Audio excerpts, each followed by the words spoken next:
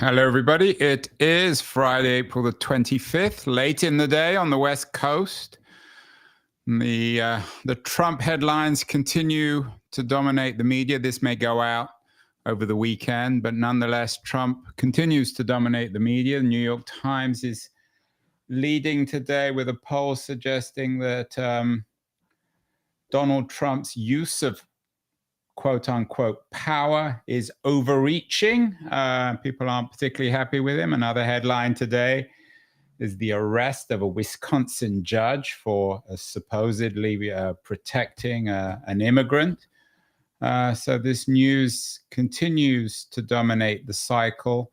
One person who follows it very carefully is my guest today. David Graham has a new book out. He works at The Atlantic.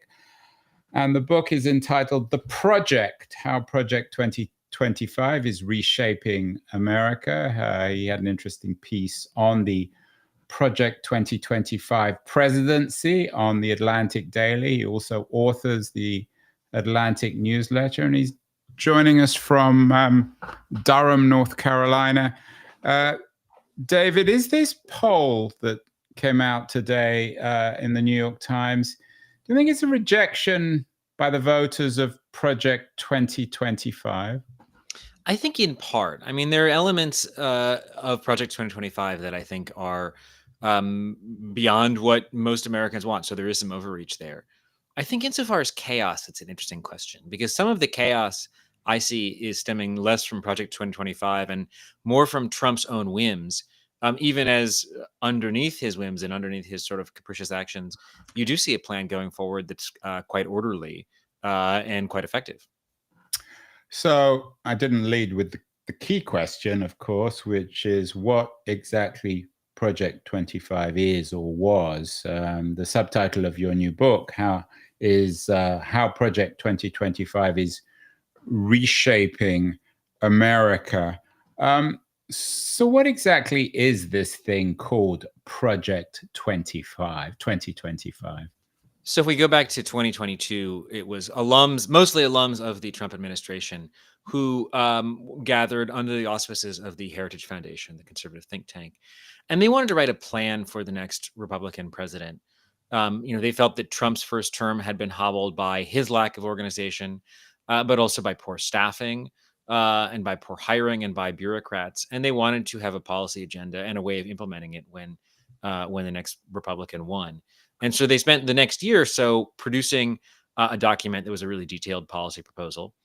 They also created a series of training videos and a training program for identifying and vetting candidates to work in the next administration.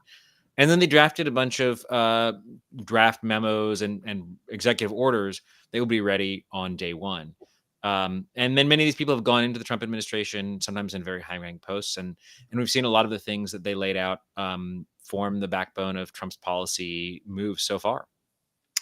So my question, David, and excuse the naivety of this, is so what? We used to hear about this Project 2025 all the time, about people like Russell Voigt, Paul Dans, as if they were somehow instruments of the devil, or perhaps the devil themselves. And the Heritage Foundation was supposed to be this terrible place. But I'm, as you can probably guess, no great fan of Donald Trump or indeed Project 2025. But what's the big deal about it? All it was a policy paper by the Heritage Foundation, which is, again, unambiguously a conservative think tank. So who cares about this thing?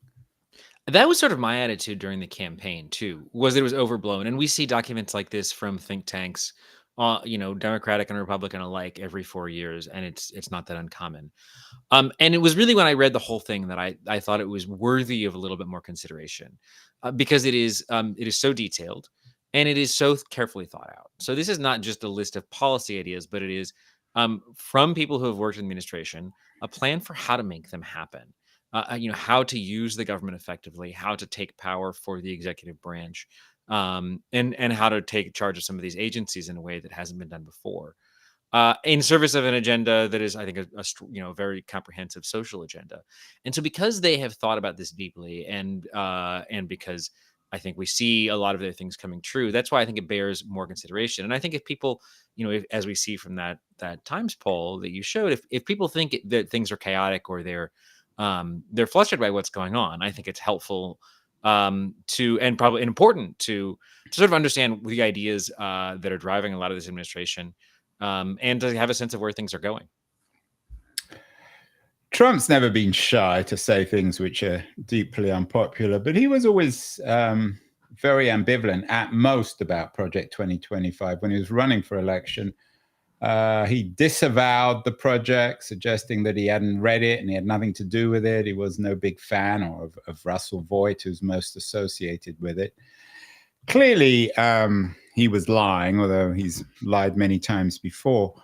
And he will, of course, in the future. Why wouldn't he just be honest? Say this was something put together by the Heritage Foundation. This is a group I rather like. And if you elect me, we're going to put some of this stuff into principle. I mean, we'll get into the details, but it's family values, it's anti-DEI, it's anti-bureaucracy. Why would Trump have distanced himself from Project 2025? I think there are two things potentially. One is Trump doesn't like the idea that somebody else is going to receive credit, or the idea that he's a puppet of somebody else. And so I think he heard the way this was discussed and got his back up a little bit about the idea that somebody else was driving the agenda. I also think he was reading the polling. And the polling on Project 2025 last summer was interesting. Usually, again, these are pretty common. They don't become a big news story. And this one was a big news story. It was well known. Heritage did its own polling that found that 2/3 of voters were aware of it, and they overwhelmingly disliked it. And I think Trump just wanted to get away from something that seemed unpopular. And I think it worked really well. There was later polling in the fall from Democratic firms that showed that, on the one hand, the things in Project 2025 were unpopular. But on the other hand, voters just didn't believe that Trump would do them. And so he was able to distance himself from it quite effectively. How much was the Heritage Foundation's, this white paper, Project 2025, a reaction to the chaos and dysfunctionality of the Trump 1.0 regime? I think very much. Russell Vogt, you mentioned, was in the administration. He led the Office of Management and Budget at the end of Trump's term. Paul Dance, who was sort of the administrator for all of this, also worked on the White House towards the end of Trump's time. And they came out of that with some real gripes. And one of them was obviously about civil servants, the bureaucracy. And we've heard that from Trump a lot, the idea that they were slow or obstructionist. They also had a real gripe about the kinds of people who were in political jobs. So, they came in and they saw these people as lazy or as out for themselves, or, as representatives of older styles of Republican Party ideology, not in step with Trump. And they felt that all of this meant that Trump's first term was much less effective than it should have been. So they wanted to have, policies ready on day one, and they wanted to have people trained who would be loyal, but also know what they were doing, and avoid some of those same pitfalls from the first time around. So whether or not we like the ideas in Project 2025, shouldn't we admire at least the resolve? They learned from the failure of the first administration. They want to actually change government. They want to implement their ideas. Is there anything about Project 2025 that we should admire? Maybe not so much in ideological terms, but in terms of it being a project in itself. I think that's exactly right. I mean, first of all, training people to work in the administration is a very good idea, and I think the staffing problem in Trump's first term was real. I was troubled to see political appointees in Trump's White House working by their own account to stymie him. Like, that's not how the government should work at all. And I also think it's so, this is so carefully thought out and comprehensive. They have an idea and they want to make it happen, and they've thought about that.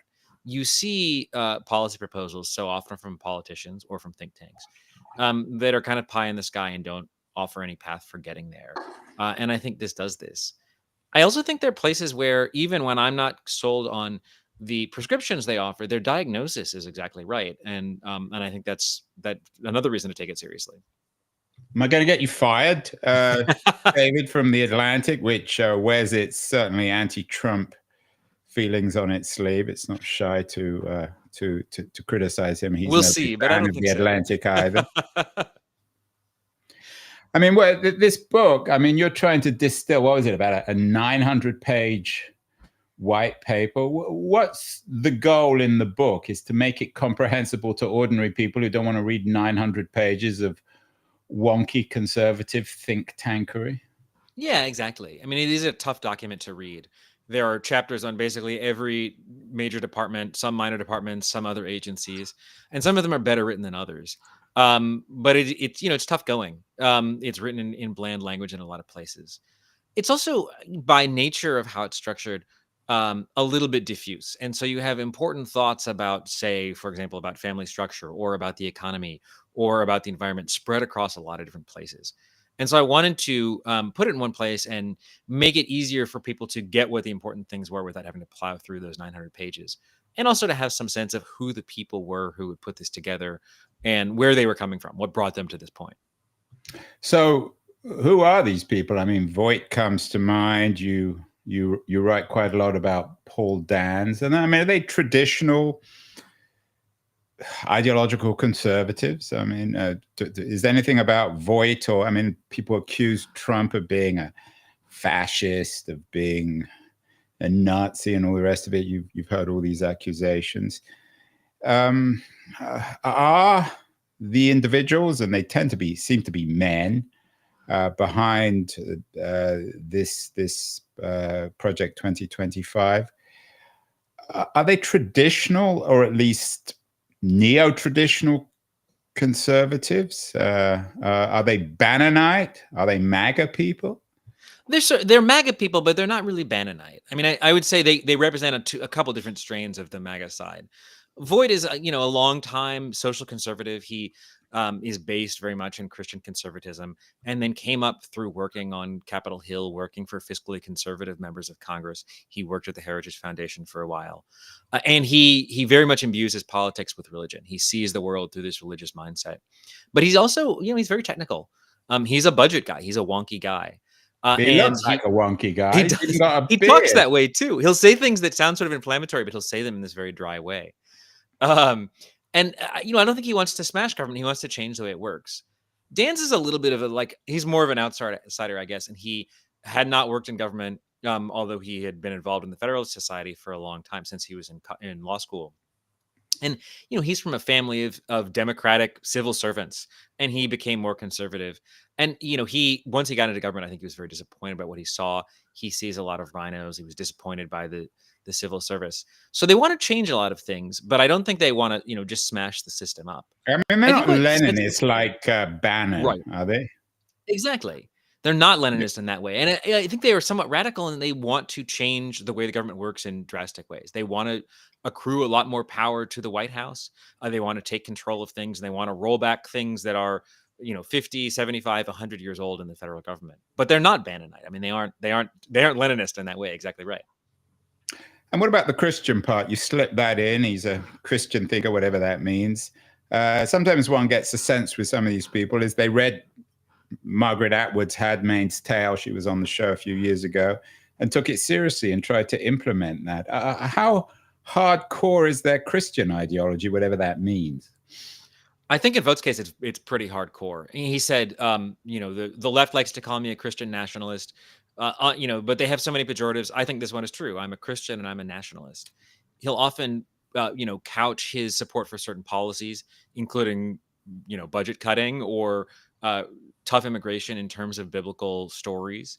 He wrote a piece for which he was questioned when he was confirmed for Office of Management and Budget during the first Trump term, where he said, Muslims are not simply theologically deficient.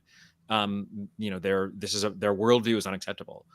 So he's very serious about these things, and I think thinks about Christianity as his strain of Christianity as both the way he attacks politics, and then also the world that he wants to create via politics. It's interesting you bring up the Muslims. He's got the beard. May not quite look like an Ayatollah, but he has that. He seems to have that Ayatollah quality. I mean, what are they going to do? Punish people who have sex outside marriage? Castrate them? I mean, public whippings? What is the punishment? How are they going to design this Handmaid's Tale style Christian republic? Well, they have a variety of methods, none usually that draconian. They do want to ban abortion entirely, and short of that, they have ways they want to surveil it or they want to prevent the sending of abortion pills. A lot of what they want to do is linguistics. So, for example, we've seen Trump defining sex as male and female and binary, and they say, anything else is simply ideological. The presence of non-binary or trans people, it's an invention. They want to encourage mothers mostly to stay home and raise children, and they have financial incentives to do that. Of course, they have to then find a way to make men be able to support a family on a single income, which is a sort of different economic question. They want to use the government to collect a lot of data to encourage these things. So they want data on family structure, for example, to see if children that grow up in nuclear families are having better outcomes and to track things that way. They want to use social service organizations, welfare and other assistance programs to encourage fatherhood and marriage. And they want to administer these things through faith-based organizations and churches so that people are being tutored in this kind of worldview. So it's not quite that punishment-based, but it is intended to sort of coerce people a little bit and use the power of the government to push them in that direction. Maybe they've been reading Richard Reeves' book of Boys and Men. I'm not sure if you're familiar with that book. Yeah. Ex-Brookings guy who's been on the show lots of times. There's a lot of places where you can tell that they're in conversation with ideas that are not strictly right wing and not all that radical, and that's an example. So ultimately, are they just nostalgic for small town America? They all look as if they came out of small towns. They have that manner, that feel. Maybe there's a quality, if that's the right word, to American conservatism. Do they just want to go back to this idealized 50s family? I think that is a good way of thinking about it. And I don't think that's entirely it, but I think that is a lot of it. They feel like the country that they love has been taken away from them. And you can see that in, opposition to immigration. And you can see that in concern about wokeness in a lot of different facets. You can see that in the vision of society that they want. They would like to take us back to that. And I mean, that's pretty great society. They don't like things like Medicaid very much either. There is this sense of wanting to turn back to what was good about America in their memory, even though in many cases, these guys are too young to have lived through that period. Yeah, you mentioned gender, binary stuff. What about race? Race is, of course, the issue that has most divided America historically. There was even a civil war about it. Is there a racial component to this, or would African Americans or certain kinds of African Americans who are perhaps well versed in reading these kind of documents, we've had many on the show like Carol Anderson, read this as an attempt to go back to Jim Crow? I don't think it's an attempt to go back to Jim Crow, but I think there are places where there would be I was going to say where there would be a disparate impact, but it's interesting. They oppose the idea of disparate impact theory. They would like to see a lot of these organizations like the Equal Employment Opportunity Commission or the Justice Department Civil Rights Division reoriented away from, for example, policing suppression of the Black vote, away from accusations of racism, and reoriented towards looking at anti-white discrimination or anti-Christian discrimination. Other policies they suggest, they think would be race blind. Their attitude about something like fatherhood is there may be a particular crisis of fatherhood in the Black community, but we want to see fatherhood improved everywhere, and we don't care what color your skin is. We think these outcomes are good for everyone. So maybe it's the gendered quality of the project that is more potentially bifurcating than the racial element. I think that's right. And of course, there's the trans issue, which seems to incite hysteria on both sides of the political spectrum. How central is that to the project? It's an important part of it. It's part of this whole suite, I think, rather than something on its own. They're very concerned about what they call gender ideology coming in through the schools. They're concerned about it being exported via, U.S. foreign policy and U.S. aid, and they want to strip it out. I think for them, it's also a useful wedge issue. It helps connect them to Trump, who has talked a lot about trans issues. And it's a way to get into these more these questions about family structure and abortion that are maybe a little bit more politically polarizing by taking on something where there's a little bit more potential maybe to win over swing voters. The trans issue, of course, touches on childhood and then maybe a conservative American fetishization of traditional childhood. On the left, that traditional childhood, no, that defense of traditional childhood has been articulated in anti-internet, anti-social media terms by people like Jonathan Haidt. Is there anything of that in the project? There is a skepticism of social media for exactly those reasons. And this report was published in 2023. So that was before Trump had this kind of rapprochement with some of the leaders of big tech. But there's a skepticism of social media companies, both for the idea that they are pushing these ideas, that for the ill effect on children that social media has. They focus on that a lot. And also there's concerns about the way they have policed conservative speech or allowed or not allowed conservative speech. You're making it sound more and more reasonable, David. Is there anything? Is there anything in it that's just completely beyond the pale? When you read it, you thought, "Oh my God, I can't believe they wrote this." There's a range of things. There's some things that are small. For example, they just in passing say, "Well, pornography should be banned entirely," which I think grabbed my attention. No pornography, not even for Russell Hoyt. The approach to energy and the environment, I think, was very bracing to me. But let me go back. I don't want to seem too interested in pornography, but what, you mean not even Playboy? Not even topless photos? They say pornography should be banned and its producers should be imprisoned or should be prosecuted. Rather. And then what about Hollywood movies with some sex scenes? All that illegal? They don't specify, but it seems like that would be the kind of thing they would be happy to. I'm guessing then they basically want to make the internet illegal, because it seems mostly, I mean, not this show, of course, but mostly just pornography. I think the internet is a big bugbear for them. Yeah. Well, I'm not in favor of the project. Then what else is shocking apart from porn?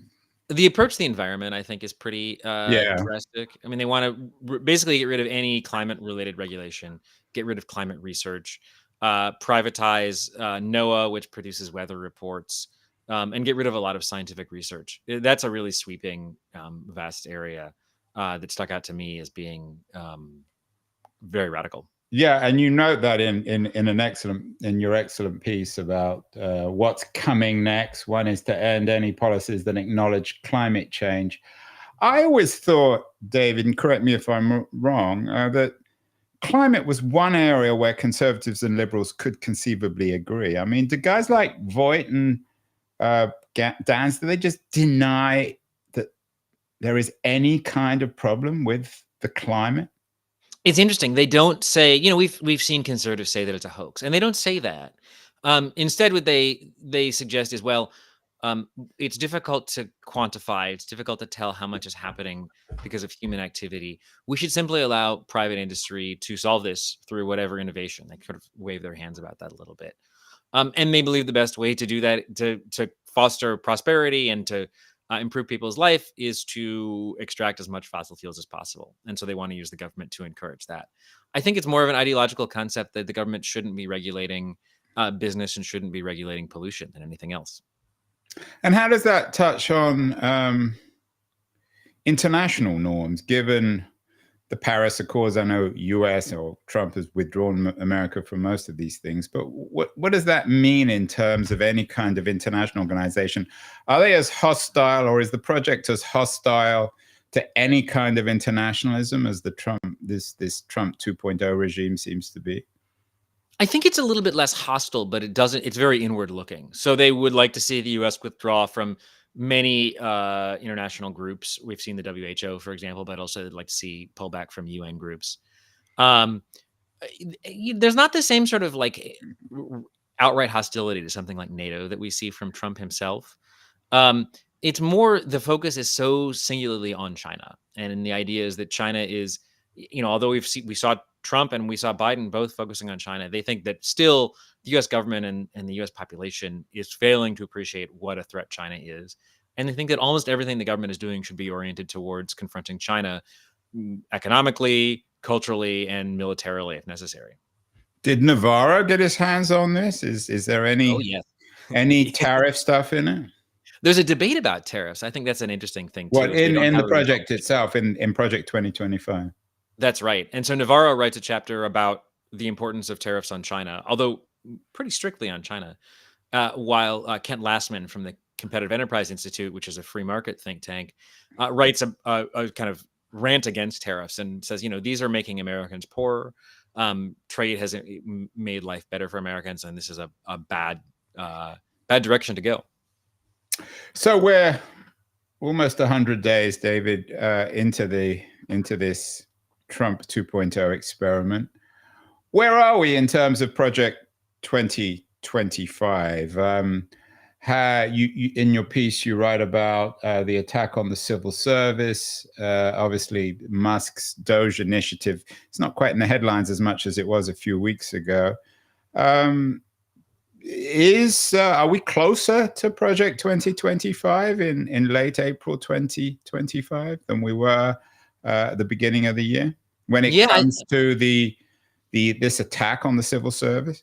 I think they made more progress, certainly in the first 100 days, than I thought they would. And part of that is because Musk has been so quick. They lay out a sort of methodical plan for doing this. Musk has just blown right through that and done a lot of it faster than expected. So we've seen a lot of that attack on the civil service, and they're moving also to change some civil servants to political appointees. We see attacks on the independence of federal agencies inside the executive branch.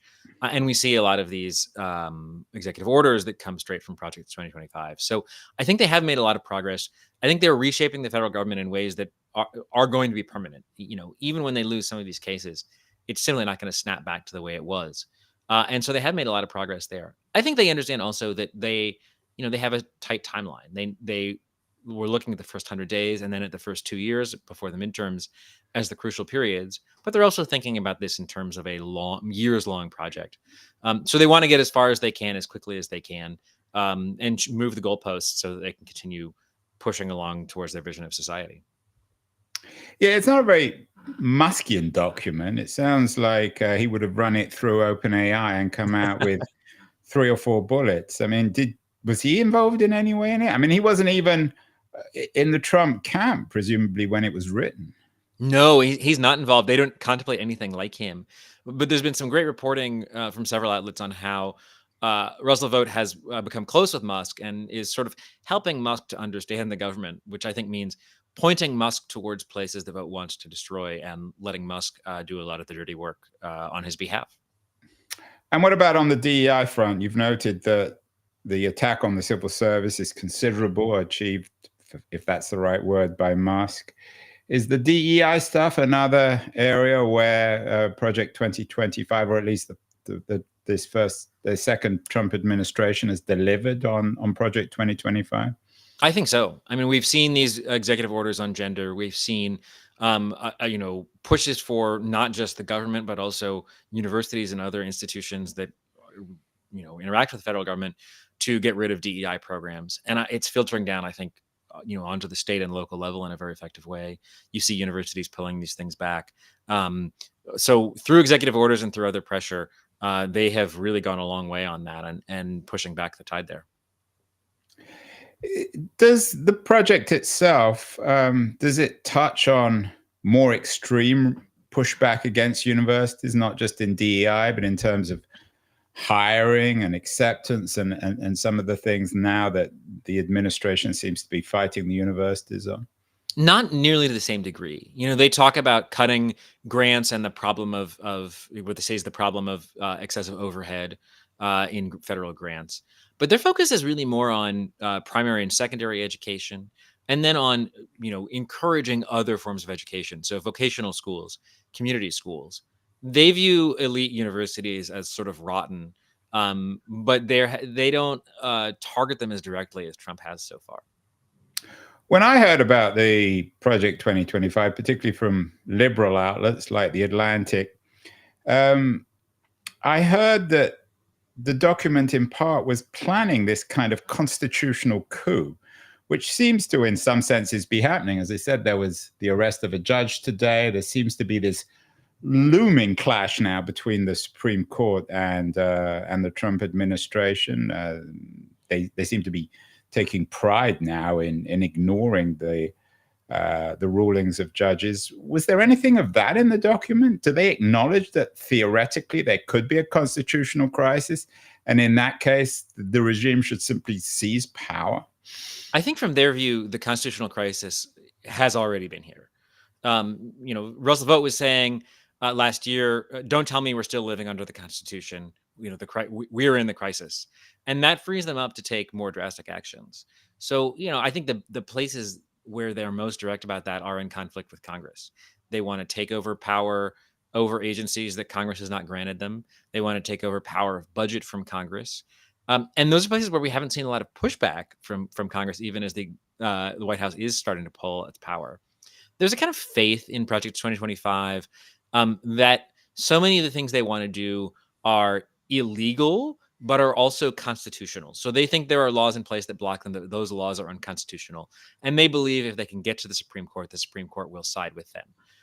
And I think that remains to be seen. They did not win on this Alien Enemies Act question. I think there are other cases that will be going to the Supreme Court. And what happens if that faith in the Supreme Court as an ally is disappointed? I don't know. It'll be interesting. I mean, we heard lots of stories about conservatives like Bannon going to Budapest to learn how the Orban regime did it. Also, comparisons now with the Pinochet regime in Chile. Are there models in the project which says this is how other countries have done it and we need to emulate them? They don't talk about it in here, although a lot of the people involved in Project 2025 have been admirers of Orban and have looked at Hungary as a model for sure. So what else is to come? We talked about the environment. In your Atlantic piece, you also talk about a more organized campaign. I mean, there already seems to be a relatively organized campaign, but a more organized campaign to promote conservative gender norms, traditional families, and Christian morality. Again, are we about to enter Handmaid's Tale territory? I don't know if it'll be quite that drastic. And I think one reason is Trump, who has not shown the same sort of appetite, especially on abortion, that a lot of these folks have. They are very sincere pro-lifers. Trump seems to have treated that mostly as a political issue. And then once he calculated that there was more political downside to banning abortion further, he backed away from it. And I'm curious to see how that conflict develops, whether they are able to move forward in a little bit at the regulatory level. I think it doesn't help them also that, to lead Health and Human Services, Trump appointed Robert F. Kennedy Jr., who's somebody with a sort of difficult to parse view on abortion, who's not a hardcore pro-lifer like they are. Interesting. Well, finally, David, what should the Democrats learn from this? It seems the faster the Republicans move, the more paralyzed Democrats are. For Democratic policymakers, for left-leaning think tanks, should this be a model for how to operate politically in the 2020s and 2030s? Yeah, I think the systemic approach is something that the left could learn from. Absolutely. They seem so reactive right now. And I think, they've been given in Project 2025 the playbook of the other side, and yet they still seem unprepared every time there's something new. So they need to be less reactive. I also think they need to start thinking about a longer time scale.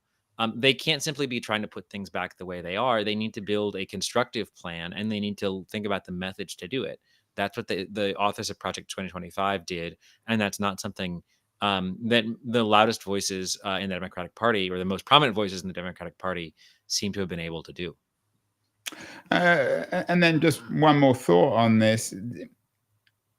On the one hand, this seems so, if not revolutionary, certainly radical, what these people are trying to do. On the other hand, it's coming from such traditional institutions. Is there a contradiction there? Does this speak of the fundamental change in the system or the fundamental continuity? It seems to be both.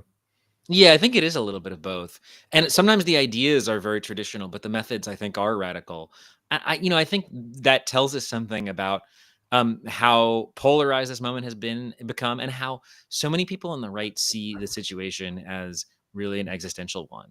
They think that the country is slipping away from them, and they need to take really drastic measures right now if they're going to hold on to the America they love.